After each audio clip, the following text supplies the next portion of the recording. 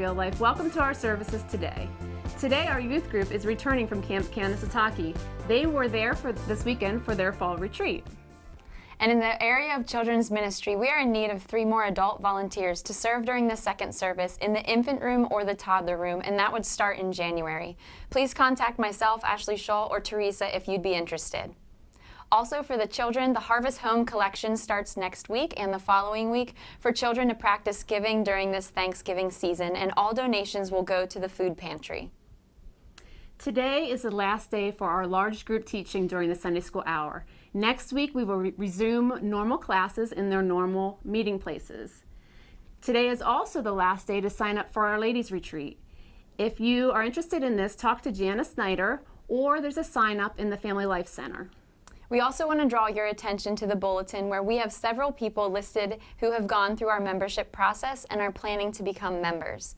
And we want to remind you that the elder nominations are open through the end of October. The OCC turkey meal is coming up on November 5th.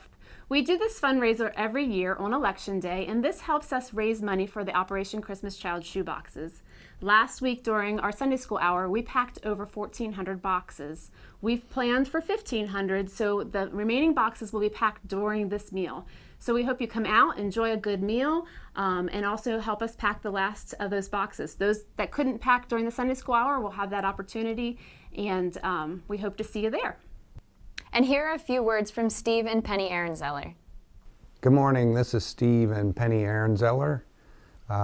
We're here this morning to talk about a prompting that we felt last Sunday from the message from the Gideon speaker and Pastor Aaron about giving testimony to what God has done and is doing in your life.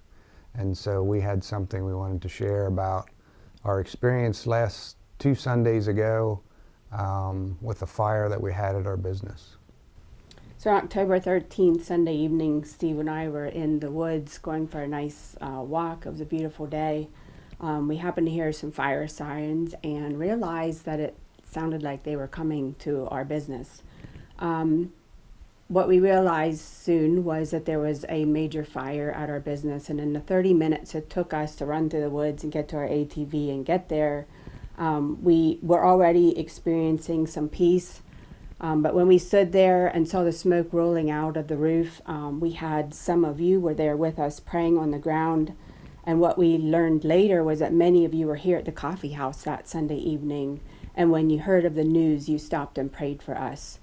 The strength and the peace that we felt while we were standing there watching the smoke billow out from the roof, not knowing how extensive the damage was miraculous. And we just know that is because of the power of prayer. And because of that, we suffered less damage than I believe we would have if many of you weren't on your knees praying for us. And we want to thank all the first responders and Maple Lawn team members. Many of you are here this morning. We just thank you for being responsive to the call and following God in your response. We just give God all the glory, and our thanks go to you as well. Thank you. Thank you.